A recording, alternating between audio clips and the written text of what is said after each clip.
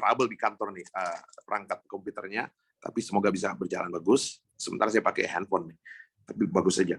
Nah, saya ingin bacakan saudara-saudara, ibu-ibu sekalian, dari kitab 2 Samuel pasal 9.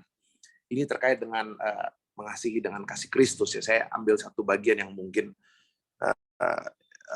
cerita yang cukup lasim mungkin, tapi mungkin sekarang kurang terangkat ke permukaan ya. Satu bagian yang saya pikir menarik sekali tentang kasih Allah dalam kehidupan yang konkret. Saya bacakan dari 2 Samuel pasal 9, saya baca ayat 1 sampai ayat yang ke-13. Ini kisah tentang Daud dan Mephiboset. Mephiboset itu cucu dari Raja Israel yang pertama, Saul, yang digantikan oleh Raja Daud. Saya bacakan, Ibu-ibu yang kekasih dalam Tuhan, 2 Samuel 9, saya baca ayat 1 sampai ayatnya yang ke-13. Firman Tuhan demikian. 2 Samuel 9, 1 sampai 13, firman Tuhan demikian. Daud dan Mephiboset. Berkatalah Daud, masih adakah orang yang tinggal dari keluarga Saul? Maka aku akan menunjukkan kasihku kepadanya oleh karena Yonatan. Adapun keluarga Saul mempunyai seorang hamba yang bernama Ziba. Ia dipanggil menghadap Daud, lalu raja bertanya kepadanya, engkau ke Ziba? Jawabnya, hamba tuanku. Kemudian berkatalah raja, tidak adakah lagi orang yang tinggal dari keluarga Saul? Aku hendak menunjukkan kepadanya kasih yang dari Allah. Aku hendak menunjukkan kepadanya kasih yang dari Allah. Lalu berkatalah Ziba kepada raja, masih ada seorang anak laki-laki Yonatan yang cacat kakinya. Tanya raja kepadanya, di manakah ia? Jawab Ziba kepada raja, dia ada di rumah Makhir bin Amiel di Lodebar. Lodebar itu secara harfiah bisa berarti tempat yang kering, sunyi, dan tandus sepi gitu ya. Sesudah itu Raja Daud menyuruh mengambil dia dari rumah Makhir bin Amiel dari Lodebar. Dan Mephiboset bin Yonatan bin Saul, jadi Mephiboset bin Yonatan bin Saul masuk menghadap Daud. Ia sujud dan menyembah. Kata Daud, Mephiboset. Jawabnya, inilah hamba tuanku. Kemudian berkatalah Daud kepadanya, janganlah takut, sebab aku pasti akan menunjukkan kasihku kepadamu oleh karena Yonatan ayahmu. Aku akan mengembalikan kepadamu segala ladang Saul nenekmu, dan engkau akan tetap makan sehidangan dengan aku. Lalu sujudlah Mephiboset dan berkata, apakah hambamu ini sehingga engkau menghiraukan anjing mati seperti aku? Ibu-ibu coba lihat bagaimana Mephiboset menilai dirinya. Itu tidak lebih dari anjing mati. Lalu raja memanggil Ziba, hamba Saul itu, dan berkata kepadanya, segala sesuatu yang adalah milik Saul dan milik seluruh keluarganya kuberikan kepada cucu tuanmu itu. Engkau harus mengerjakan tanah baginya, engkau, anak-anakmu, dan hamba-hambamu, dan harus membawa masuk tuayannya, supaya cucu tuanmu itu ada makanannya. Mephiboset, cucu tuanmu itu akan tetap makan sehidangan dengan aku. Ziba mempunyai 15 orang anak laki-laki dan 20 orang hamba. Berkatalah Ziba kepada raja, hambamu ini akan melakukan tepat seperti yang diperintahkan tuanku raja kepadanya. Dan Mephiboset makan sehidangan dengan Daud sebagai salah seorang anak raja. Mephiboset mempunyai seorang anak laki-laki yang kecil yang bernama Mika. Semua orang yang diam di rumah Ziba adalah hamba-hamba Mephiboset. Demikianlah Mephiboset diam di Yerusalem, sebab ia tetap makan sehidangan dengan raja. Adapun kedua kakinya timpang. Ibu-ibu yang kekasih dalam Tuhan, itu satu bagian firman Tuhan yang saya pikir menarik untuk kita renungkan bersama-sama terkait dengan tema tentang kasih Allah di dalam Kristus Yesus. Nah, saudara kekasih dalam Tuhan, satu pertanyaan menarik kalau baca ayat 3 bacaan firman Tuhan, dia bilang begini. Kata Daud, tidak ada lagi orang yang tinggal dari keluarga Saul. Aku hendak menunjukkan kepadanya kasih yang dari Allah. Ya. Saya mau tunjukkan kepadanya kasih yang dari Allah, kata Daud. Lalu berkatalah Ziba kepada raja, masih ada seorang anak laki-laki, Yonatan, yang cacat kakinya. Saudara-saudara kekasih di dalam Tuhan, pertanyaan paling penting dari bacaan ini adalah, seperti apa sesungguhnya kasih Allah itu? Ya. Seperti apa sesungguhnya kasih Allah itu? Ya. Saya kalau baca ini jelas banget ya, kasih Allah itu tidak abstrak. Dia real. Orang bisa tunjukkan, orang bisa demonstrasikan. Saya bisa rasakan, mungkin seperti yang tadi Ibu Sandra cerita, saya bisa rasakan, saya bisa ceritakan, dia konkret banget. Kasih Allah itu bukan sebuah hal yang ada di awang-awang, ibu-ibu yang kekasih dalam Tuhan. Karena itu buat pertanyaan paling penting terkait dengan tema hari ini, terkait dengan bacaan hari ini adalah, seperti apa bentuk konkret kasih Allah itu, ibu-ibu yang kekasih dalam Tuhan. Kalau misalnya ingat Efesus pasal 3, itu ada doa Paulus untuk jemaat di Efesus. Doa itu menarik sekali. Nanti ibu boleh baca Efesus pasal 3, 18-19. Doanya gini nih. Paulus tidak berdoa, Tuhan kasihani jemaat Efesus. Bukan itu doanya. Tuhan kasihani jemaat Efesus. Tapi kalau baca doanya bukan Paulus, Tuhan kasihani jemaat Efesus, tapi doanya adalah, Tuhan, kata Paulus, aku berdoa supaya kamu bersama orang-orang dengan segala orang kudus dapat memahami betapa lebar dan panjang dan tinggi dan dalamnya kasih Kristus, dan dapat mengenal kasih itu sekalipun dia melampaui segala pengetahuan. Coba lihat ya. Doa Paulus bukan Tuhan kasihani jemaat Efesus. Bukan. Kenapa? Udah pasti Tuhan sayang jemaat Efesus. Itu nggak usah dibantai. Tuhan sayang jemaat Efesus itu udah pasti. Yang jadi soal adalah, apakah jemaat Efesus tahu betapa luar biasa kasih Kristus? Jadi Allah mengasihi kita itu fakta, itu satu hal. Tapi apakah saya tahu kasih Kristus betapa luar biasa dalam? Itu belum tentu itu. Nah, jadi penting sekali mengerti kasih Tuhan, ibu-ibu yang kekasih dalam Tuhan ya. Pengenalan tentang kasih Tuhan yang banyak sekali mengubah hidup orang. Ya, Tuhan mengasihi saya, oke. Tapi kalau saya tidak tahu Tuhan mengasihi saya, lalu untuk apa? Saya kan jalan hidup dengan penuh kekhawatiran. Ya kan, makanya kan coba baca khotbah di bukit, ibu-ibu, khotbah di bukit ya.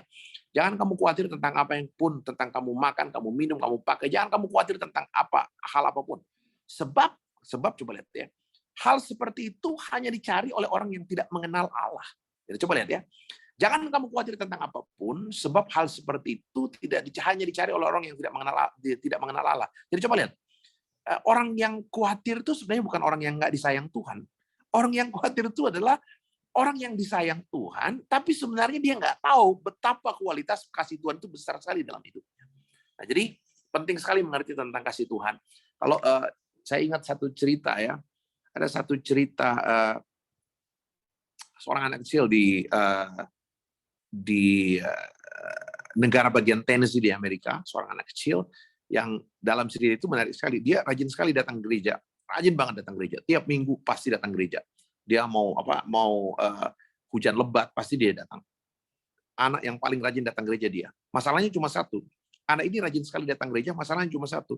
Dia selalu datang paling lambat, pulang paling cepat. Itu aja masalahnya. Jadi paling rajin datang gereja, masalahnya satu. Selalu datang paling lambat, pulang paling cepat.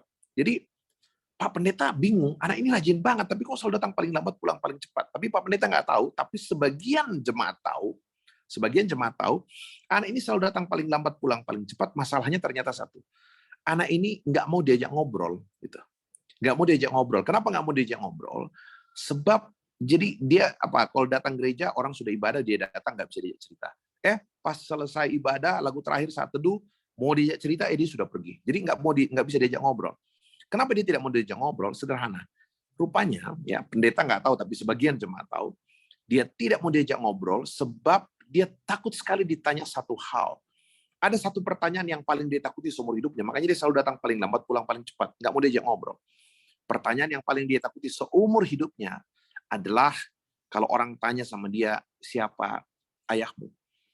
Dia takut sekali ditanya siapa ayahnya, sebab dia tidak pernah tahu siapa ayahnya. Dia hanya dibesarkan ibunya, seorang diri, dilahirkan ibunya, dibesarkan ibunya, tanpa pernah tahu siapa ayahnya. Jadi kalau ada orang-orang ngumpul, pasti dia geser. Takut ditanya, ini anak siapa nih? Siapa bapakmu? Dia takut sekali. Jadi dia menghindar.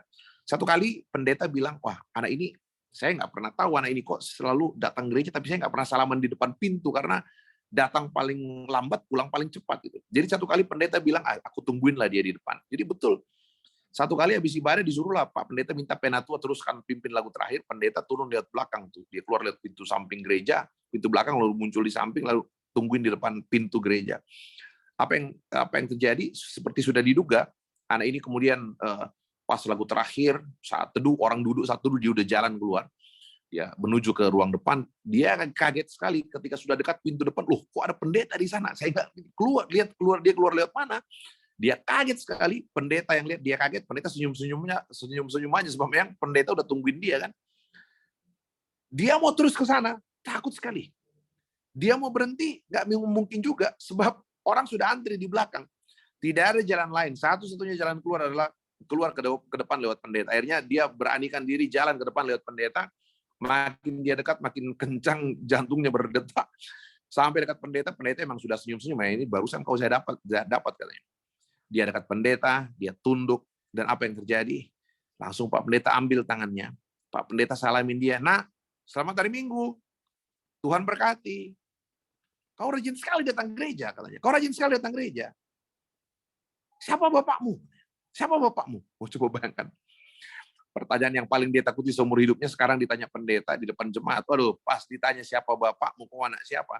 Itu mukanya itu udah nggak jelas lagi warnanya, itu merah, kuning, hijau. Dia tunduk, pucat, pasti nggak jelas warna raut mukanya. Tapi untung ya, jadi dia diam luar biasa. Orang yang antri di belakang, dia jemaat, yang antri di belakangnya, yang tahu persoalan juga diam. Orang-orang antri di belakang juga diam. Wah, ini Pak Pendeta salah pertanyaan ini. Pak Pendeta kasih pertanyaan, dia nggak kenal anak ini rupanya. Pak Pendeta salah pertanyaan. Ya udah, anak itu diam, orang-orang yang antri di belakang diam. Untung Pak Pendeta cepat ngeh, cepat sadar. Wih, salah pertanyaanku ini.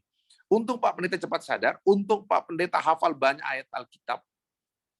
Langsung Pak Pendeta bilang, oh iya, saya tahu siapa bapakmu. Saya tahu kau anak siapa. Engkau adalah anak Allah yang maha tinggi. Rupanya Pak Pendeta ingat Mazmur 68 ayat 6. Mazmur 68 ayat 6 itu bilang apa? Allah di tempat kudusnya itu adalah pelindung bagi setiap ibu yang tak punya suami dan bapa bagi setiap anak yang tak punya ayah. Allah di tempat kudusnya adalah bapa bagi setiap anak yang tak punya ayah. Father for the fatherless. Apa yang terjadi? Anak itu angkat wajahnya, dia gembira, dia salami pendeta, dan kemudian dia pergi. Pertanyaan paling mendasar ibu bapak, teman-teman sekalian, ini siapa ibu ini? Siapa anak ini? Yang luar biasa adalah kurang lebih 50 tahun, 40-50 tahun kemudian, anak ini dikenal dengan nama siapa? Dia dikenal dengan nama Ben Hooper. Siapa nama Ben Hooper? Ben Hooper itu adalah gubernur negara bagian Tennessee untuk 2 kali periode dari Partai Republik. Yang saya pengen cerita adalah pertama kali dilantik jadi gubernur Tennessee, dia bilang gini. Saya nggak pernah nyangka saya jadi seorang gubernur. Nggak pernah nyangka saya akan jadi seorang gubernur. Saya tidak akan pernah menyangka saya akan berdiri di depan rakyat Tennessee untuk berpidato di pengukuhan sebagai gubernur hari ini. Sebab apa? Saya hanya seorang anak kecil yang minder, tidak punya keberanian berjumpa dengan orang, tidak punya keberanian bertatap muka dengan orang, selalu merasa diri kecil, hina, dan tidak punya nilai apa-apa. Tapi katanya, syukur kepada Tuhan. Ucapan seorang bapak pendeta tua di gereja itu membuatku tahu tentang satu hal, bahwa apa? Saya memang punya ayah yang terbatas, saya punya ayah yang tidak sempurna, saya punya ayah yang punya sejuta kekurangan, tapi sekarang saya tahu di sorga saya punya bapak yang luar biasa, bapak yang tidak pernah terbatas. Itu buat saya luar biasa cerita itu. Nah, yang saya ingin cerita ibu-ibu sekalian, apa yang mengubah dirinya, keyakinannya, optimismenya, ketika dia tahu tentang kasih Allah. Jadi penting sekali mengenal kasih Tuhan. Jadi bisa paham ya, bagaimana Paulus berdoa untuk jemaat Efesus. Tuhan, saya berdoa bukan supaya Tuhan mengasihani jemaat Efesus, udah pasti Tuhan sayang. Udah pasti itu. Yang belum pasti, yang didoakan Paulus, Tuhan saya berdoa agar jemaat Efesus tahu betapa dalam, betapa lebar, betapa tinggi kasih itu, dan dapat mengenal kasih itu sekalipun dia melampaui pengetahuan. Coba bayangkan. Jadi penting sekali tahu tentang kasih Tuhan. Allah mengasihi kita, iya. Tapi kalau saya tidak tahu kualitas kasih Allah, lalu apa gunanya? Saya akan khawatir, saya akan tempuh cara-cara hal yang nggak patut gitu. Karena saya nggak tahu betapa Tuhan sudah atur rancang hidupku sedemikian rupa. Nah, karena itu ibu bapak yang kekasih dalam Tuhan, terkait dengan bacaan hari ini, itu pertanyaan yang menarik sekali. Daud katakan, aku akan menunjukkan kepadanya kasih yang dari Allah. Pertanyaannya, seperti apa kasih Allah itu? Seperti apa bentuk konkret dari kasih Allah yang Alkitab mau saya tahu, yang Alkitab ingin perlihatkan kepada kita pada hari ini.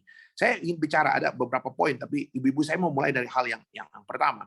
Kalau lihat bacaan kita, ibu-ibu yang kekasih dalam Tuhan, kalau ditanya kasih Allah, kalau lihat Mephiboset dalam bacaan kita, siapa Mephiboset? Dia adalah putra Yonatan, cucu Raja Saul, Raja Israel yang pertama. Jadi bisa dibayangkan, sejak awal kerajaan berdiri, dia anak raja, cucu raja. Jadi bisa dibayangkan hidupnya ini penuh dengan kelimpahan. Sebagai cucu raja hampir pasti dunia dalam genggaman. Nggak perlu ada keraguan sedikit pun. Semua pasti terjamin. Tapi apa yang terjadi dengan Mephiboset? Apa yang terjadi? Tidak ada hujan, tidak ada angin. Kakeknya meninggal. Raja Saul kakeknya mati dalam peperangan. Bahkan Yonatan ayahnya pun mati dalam peperangan. Jadi tiba-tiba, sekonyong-konyong, tiba-tiba saja tidak ada hujan, tidak ada angin. Orang yang selama ini paling berpengaruh dalam hidupnya, bisa menjaminkan ketenangan, ketentraman dalam hidupnya, yaitu Raja Israel, orang kakek dan orang ayahnya, tiba-tiba meninggal. Coba bayangkan ya, yang menjamin hidupnya selama ini, yang membuat dia tenang, saya punya kakek raja, saya punya ayah, seorang pangeran, tiba-tiba meninggal. Berhentikah masalahnya di situ? Tidak sama sekali. 2 Samuel 4 ayat 4 mengatakan ya, masalah bukan tidak berhenti dengan kakeknya dan ayahnya meninggal. 2 Samuel 4 ayat 4 mengatakan, Yonatan anak Saul mempunyai seorang anak laki-laki yang cacat kakinya. Ia berumur 5 tahun. Ketika datang kabar kematian tentang Saul dan Yonatan dari Yisrael, inang pengasuhnya mengangkat dia pada waktu itu lalu lari, tetapi karena waktu itu terburu-buru larinya, anak itu jatuh dan menjadi timpang. Kedua kakinya timpang. Ia bernama Mephiboset.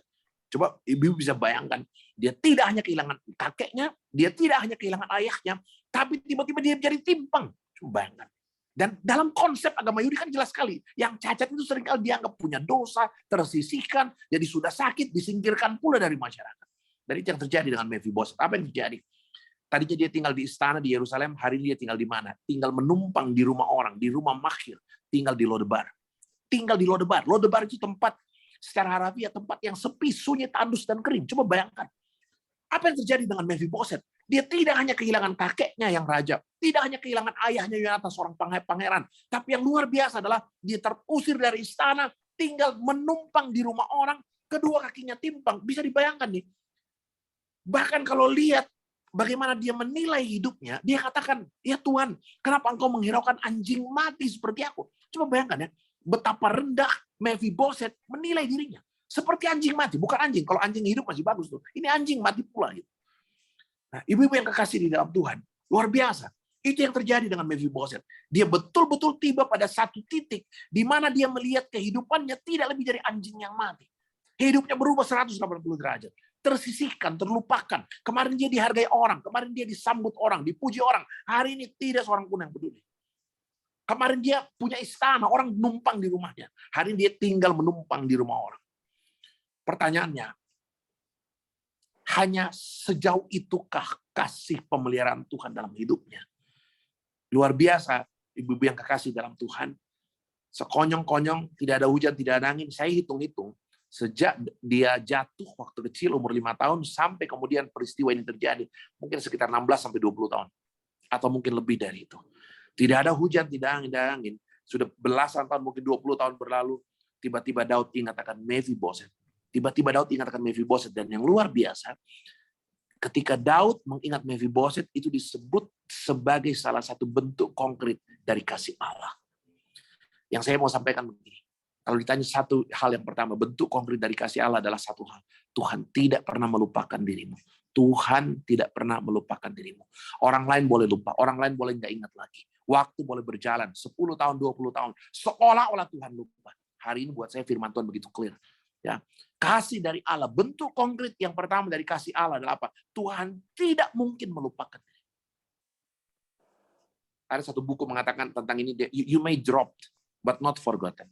Kau mungkin dijatuhkan orang, tapi Tuhan tidak akan pernah melupakan dirimu. Tuhan tidak pernah melupakan dirimu. Ibu-ibu yang kekasih dalam Tuhan, saya kalau lihat sejarah Alkitab, saya semakin yakin Tuhan tuh hadir sepanjang sejarah. Ya, di tengah-tengah COVID hari ini kan, ya saya ingat waktu COVID baru-baru muncul kan betul-betul orang banyak sekali mempertanyakan eksistensi Tuhan gitu loh. Masih Tuhan nggak berdaulat atas hidup kita? COVID terjadi begini dan segala macam. Tapi sejujurnya saya mengatakan setelah kita boleh dikata melalui masa-masa yang sulit sekali walaupun tetap masih terjadi hari ini, ya saya banyak baca cerita sejarah dalam Alkitab, lihat sejarah-sejarah kehidupan sejak dari zaman lalu sampai hari ini. Saya mau mengatakan Tuhan berdaulat atas dunia ini. Tuhan berdaulat dan Tuhan tidak, presiden boleh berganti, panglima boleh berganti, raja boleh berganti. Tuhan tidak pernah berubah. Tuhan tetap berdaulat, berkuasa sampai hari ini. Saya tiap kali pergi hampir tiap kali lah kalau pergi ke Israel, ajak teman-teman ke sana ziarah. Hampir selalu tanya, kau sudah melihat kota Nazaret tempat Ibu Yesus tinggal, tempat Ibu Yesus terima pemberitahuan tentang kelahiran Kristus nanti, lihat kota Yerusalem, lihat kota Bethlehem tempat Yesus lahir. Pertanyaan yang paling sering muncul tuh, kok bisa Tuhan Yesus lahir di Bethlehem, kampung kecil nih? Kenapa harus lahir di Bethlehem? Dia kan tinggal ibunya kemarin di Nazaret gitu loh, jaraknya 200-an kilometer. Kalau mau cari tempat rumah sakit yang bagus, ya nggak mungkin ke Bethlehem karena itu kampung kecil gitu loh. Tapi kok bisa lahir di Bethlehem? Apa hubungannya? Mereka nggak ada pesawat, nggak ada bus, mau jalan 200 kilo, kok bisa? Saya bilang sederhana, Mesias harus lahir di Bethlehem. Sebab apa? Iya kan kampungnya mamanya di Nazaret, pendeta. Iya betul. Tapi kenapa harus lahir di Bethlehem? Saya bilang sederhana. Mesias harus lahir di Bethlehem sebab apa? Ratusan tahun sebelumnya, Mika 5 ayat 1 mengatakan, tetapi engkau hai Bethlehem Efrata, hai yang terkecil di antara kaum Yehuda, daripadamu akan lahir seorang juru selamat. Jadi saya bilang sederhana, waktu boleh berganti, ratusan tahun boleh berlalu, tapi rancangan Tuhan tidak mungkin Tuhan lupakan. Saya mungkin lupa siapa yang saya sudah berkati nikahnya nih. Saya kapan mungkin 3 bulan lalu ketemu seorang bapak gitu ya. Pak Fred, ingat nggak? Aduh siapa ya? Saya kenal kamu loh. Kan Pak Pendeta yang berkati kita. Oh iya, ingat berkati nikahnya waktu itu. Saya coba bayangkan ya. Saya mungkin lupa siapa yang saya doakan, tapi saya yakin Tuhan tidak pernah melupakan setiap orang yang kita doakan. Tuhan tidak pernah lupa bahwa kita pernah berdoa untuk mereka. Tuhan tidak pernah lupa doa-doa yang diucapkan mungkin puluhan tahun sebelumnya. Mungkin ketika kita masuk dalam pernikahan. Pendeta mungkin sudah lupa dulu dia yang berkati kita. Tapi saya percaya Tuhan tidak pernah melupakan setiap berkat yang diucapkan dalam rumah tangga kita, setiap berkat yang diucapkan bagi anak cucu kita ketika mereka dibaptis, ketika mereka dibesarkan. Saya sangat percaya. Dan buat saya itu poin penting. Kalau ditanya kasih Allah yang pertama, saya bilang sederhana. Kasih Allah yang pertama adalah Tuhan tidak pernah melupakan dirimu. Kalau ibu-ibu ingat ya, tadi tuh Mika 5 ayat 1. Ada satu hal yang menarik lagi, kemarin kami bawa dalam PA. Daud itu raja dari Israel dari keturunan Yehuda. Ya. Yakub punya 12 anak laki-laki, dan Mesias Kristus Daud sampai ke Tuhan Yesus itu datang dari Yehuda. Pertanyaan yang juga sering muncul adalah, why Yehuda? Kenapa Yehuda? Anak Daud, anak Yakub yang pertama, Israel yang pertama tuh Ruben. Gitu. Anak yang paling disayang Yusuf, Benyamin. Lalu kenapa harus Yehuda? Yehuda dengan segala skandalnya dan segala macam. Saya bilang sederhana. Mesias harus datang dari suku Yehuda sebab apa? Saya bilang sederhana. Ayahnya, Yakub, Israel itu, sebelum dia meninggal, dia kumpulkan semua anak laki-laki, 12 suku Israel. Ya. Sebelum Yakub meninggal, dia kumpulkan semua anaknya, dan semua didoakan. Menarik sekali itu. Ya, dia kumpulkan semua anaknya, semua didoakan. Dan ibu boleh lihat apa doa yang diucapkan, apa yang doa diucapkan seorang ayah untuk anaknya yang bernama Yehuda. Menarik sekali. Saya bacakan cepat aja ya. Kejadian 49, ibu-ibu yang terkasih. Kejadian 49. Ini perkataan Yakub yang penghabisan kepada anak-anaknya. Jadi sebelum dia meninggal, dia kumpulkan semua anaknya laki-laki. Semua didoakan, semua dapat berkat. Nah, saya bacakan. Kejadian 49. Kemudian Yakub memanggil anak-anaknya dan berkata, datanglah berkumpul, supaya kuberitahukan kepadamu apa yang akan kamu alami di kemudian hari. Kumpul semua, saya akan sampaikan kepadamu apa yang kamu alami di kemudian hari. Semua dapat berkat, semua dapat doa. Ya, Ruben ayat 3, engkau anak sulungku, kekuatanku, dan segala macam. Khusus Yehuda ayat 8, saya bacakan ibu-ibu. Khusus Yehuda ayat 8. Yehuda, engkau akan dipuji oleh saudara-saudaramu. Tanganmu akan menekan tengkuk musuhmu. Kepadamu akan sujud anak-anak ayahmu. Yehuda adalah seperti anak singa. Setelah menerkam, engkau naik ke suatu tempat yang tinggi, hai anakku. Ia meniarap dan berbaring seperti singa jantan atau singa betina. Siapa yang berani membangunkannya? Tongkat kerajaan tidak akan beranjak dari Yehuda, ataupun lambang pemerintahan dari antara kakinya, sampai dia datang yang berhak atasnya. Maka kepadanya akan takut bangsa-bangsa. Ia akan menambatkan pohon keledainya pada pohon anggur, dan anak keledainya pada pohon anggur pilihan. Ia akan mencuci pakaiannya dengan anggur, dan bajunya dengan darah buah anggur. Hampir, kalau baca ini, hampir nggak mungkin kita nggak ingat Kristus, pengorbanan Kristus. Jadi ibu-ibu bisa lihat tuh ya, ini peristiwa yang terjadi jauh sebelumnya. Disampaikan ketika perjanjian baru belum ada apa-apa. Luar biasa. Nah, buat saya satu poin penting, betul-betul tentang kasih Tuhan. Tuhan tidak pernah melupakan kita. Saya kalau ingat apa kesaksian Ibu Sandra tadi, saya betul-betul percaya hal seperti itu ya. Betul-betul Tuhan mengingat kita. Tuhan mengingat bayi dalam kandungan kita. Bahkan ketika kita lemah, Tuhan mengingat. Tuhan tidak pernah melupakan dirimu. Nah, itu satu hal yang pertama, Ibu yang kasih. Yang kedua, ya terkait dengan bentuk kasih Kristus. Ada satu hal yang 3 kali diucapkan dalam bacaan kita. 3 kali yang diucapkan dalam bacaan kita. Satu hal diucapkan 3 kali. Yaitu apa? Duduk makan sehidangan. Ya, engkau akan tetap makan duduk sehidangan dengan raja. Makan sehidangan itu, kalau Tuhan Yesus main golf dengan pemungut cukai itu nggak apa-apa itu. Orang nggak protes. Tuhan Yesus naik mobil dengan pemungut cukai nggak apa-apa. Tapi kapan Tuhan Yesus makan dengan pemungut cukai, itu masalah. Sebab buat orang Yahudi, makan bersama itu punya pesan yang luar biasa. Itu kan, jadi coba lihat ya, salah satu bentuk kasih Allah adalah Mephibosheth, engkau akan duduk makan sehidangan dengan raja. Eat on my table. Ya, dia harus tinggal di Yerusalem karena dia harus makan sehidangan dengan raja. Makan sehidangan dengan raja itu berarti Tuhan tempatkan dirimu pada posisi yang terbaik. Ya, kita bayangkanlah, kalau ada resepsi kan biasanya ya nggak sembarang dong orang duduk semeja gitu loh.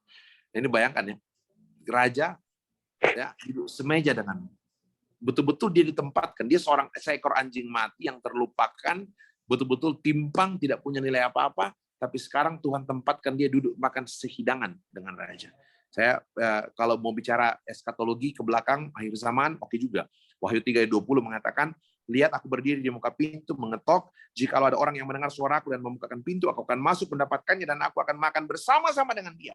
Aku makan bersama dengan dia. Jadi makan bersama kalau mau ditarik jauh ke belakang itu juga merupakan janji eskatologis. Saya duduk makan sehidangan dengan Kristus. Tapi terkait dengan cerita ini, buat saya itu luar biasa. Duduk makan sehidangan itu berarti Tuhan mengembalikan dirimu kembali pada posisi yang terbaik. Betul-betul dipulihkan. Betul-betul dipulihkan. Bentuk konkret dari kasih Allah adalah ketika dia mengingat orang yang serupa dengan anjing mati, orang-orang yang timpang, orang-orang yang mungkin terlupakan, orang yang mungkin nggak lagi diingat orang, dan sekarang Tuhan mengingat dia, Tuhan tidak melupakan, dan bukan hanya mengingat dan tidak melupakan, Tuhan membawa kembali dia, ditempatkan di tempat yang terbaik. Eat on my table. Saya bisa bayangkan Mephibosheth, raja lagi mau makan, Mephibosheth belum datang, dia bilang jangan dulu, tunggu dulu Mephibosheth. Kita menjadi orang yang betul-betul dinantikan untuk bersama-sama dengan Kristus. Nah, saya ditempatkan pada posisi yang sama. Nah, mungkin saya bicara sedikit lagi tentang kasih Allah yang luar biasa yang berpuncak pada Kristus. Tuhan menempatkan saya di posisi dia berada, selalu ada, baik di tempat tertinggi maupun juga ketika saya berada di tempat yang paling bawah. Ketika saya serupa dengan Mephibosheth, anjing mati, kedua kaki timpang, tidak dihargai orang dan segala macam. Tuhan ada bersama dengan saya pada posisi seperti itu. Saya ingin cerita, saya cepat saja tentang kasih Allah yang luar biasa pada peristiwa salib. Kita akan masuk dalam minggu Paskah lagi ke depan, ibu-ibu yang kekasih dalam Tuhan. Tapi saya mau katakan begini, bentuk paling konkret dari kasih Allah yang bisa kita renungkan dengan baik dari peristiwa penderitaan Kristus, kematian Kristus, puncak kasih yang luar biasa itu. Saya pernah pimpin ibadah Sabtu di Jumat di sini, Jumat Sabtu tertua di sini,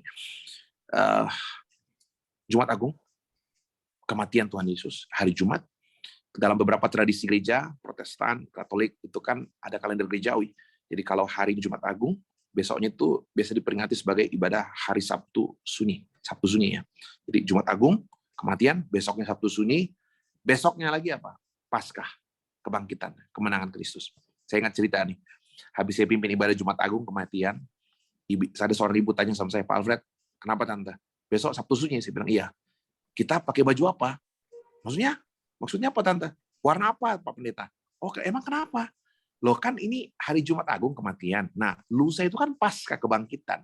Nah, besok ini Sabtu Sunyi antaranya. Jadi mau pakai yang gelap apa yang cerah-cerah tuh? Saya bilang, oh terserah aja Tante, yang ada aja lah. Oh, jangan gitu Pak Pendeta, nanti kita datang salah kostum, orang foto masuk ke Instagram kan nggak enak juga gitu salah kostum. Saya bilang, yang terserah aja Tante, yang gelap-gelap boleh lah, kan masih di dalam kubur gitu. Terus besok Pak Alfred, kalau kita datang itu harus sedih-sedih apa senyum-senyum tuh? Saya bilang, yang gak usah sedih juga, kan udah bangkit juga Tuhan Yesusnya. Gitu. Tapi yang saya ingin sharing, di teman-teman sekalian, saya pikir dia lagi mencari makna arti tentang ibadah esok hari Sabtu Sunyi, yang saya pikir dia ingin cari maknanya. Saya pikir, oh ya, jarang-jarang kita ngucapin selamat kan Sabtu Sunyi itu. Mau ucapin selamat apa? Selamat di dalam kubur atau apa itu. Tapi saya berpikir ini penting. Sabtu Sunyi itu apa, ibu-ibu? Sabtu Sunyi itu adalah saat Kristus ada dalam kubur. Kubur itu apa? Kubur itu tempat yang paling sepi. Kubur itu tempat yang paling gelap. Kubur itu tempat yang paling sepi. Kubur itu adalah tempat di mana saya teriak dan nobody. Tidak ada seorang pun yang dengar. Kubur itu adalah tempat di mana orang yang paling mencintai saya sekalipun nggak mungkin temani saya dalam kubur. Secinta-cintanya suami ke istri, istri suami, orang tua ke anak, anak ke orang tua. Kalau yang dicintai duluan meninggal, nggak mungkin saya temani dalam kubur. Saya paling antar dia sampai ke tepi kubur. Saya bisa lakukan apapun. Tapi kalau sudah di dalam kubur, saya nggak mungkin temani. Kubur itu adalah tempat yang tak mungkin dijangkau oleh orang yang paling mencintai dirimu sekalipun. Nggak mungkin temani dirimu dalam kubur. Karena itu saya bilang, ketika hari itu Yesus ada di dalam kubur, puncak dari kasihnya yang luar biasa. Ketika saat itu Kristus ada dalam kubur, Tuhan mau bilang satu hal bahwa apa? Pendeta Alfred, kau harus tahu, di tempat yang paling sepi, tempat yang paling gelap, tempat yang paling menakutkan, tempat di mana kau berpikir hanya kau, nggak ada orang lain, nggak ada yang dengar suaramu. Di tempat yang tidak mungkin dijangkau oleh orang yang paling dekat dengan dirimu sekalipun. Kau harus tahu di tempat yang paling sepi seperti itu sekalipun, kau harus percaya di sana Kristus hadir bersama dengan dirimu. Dan buat saya itu luar biasa. Itu puncak dari kasih Allah yang luar biasa. Hadir pada tempat terdalam penderitaan pergumulan hidup kita. Mazmur 139 bilang begini, ibu-ibu. Mazmur 139 bilang begini. Ya Tuhan, kemana saya dapat pergi menjauhi roh-Mu? Saya ke ujung langit kau ada. Saya ke ujung laut kau ada. Bahkan saya bawa tempat tidurku ke dunia orang mati pun, di situ pun kau ada. Buat saya itu luar biasa. Kasih Allah mau mengatakan kepada kita, di tempat yang tersakit dalam hidupmu, dia ada di sana. Dan Tuhan mau saya pun seperti itu. Mengingat mereka yang sakit, mengingat mereka yang terlupakan, dan hadir di sana. Hadir dalam pergumulan keberadaan kehidupan mereka. Ibu-ibu, selamat melanjutkan pelayanan, persekutuan kita. Kita terus berdoa untuk semua pekerjaan, orang-orang yang kita kasihi di Bank Indonesia. Bersama keluarga, kita semua terpelihara dalam kemurahan dan kebaikan Tuhan. Kita masuk dalam saat teduh. Sejenak, kita tunduk kepala. Terima kasih Bapa, kami milik-Mu, persekutuan ini milik kepunyaan Tuhan. Biarkan kami terus menikmati kasih Kristus yang luar biasa. Dan kami boleh merasakan, mengalami lebih jauh topangan Tuhan dalam hidup kami. Dimanapun kami berada, perkenankan kami merasakan hadir-Mu Tuhan. Kasih yang luar biasa besar itu. Terpuji nama Tuhan. Amin.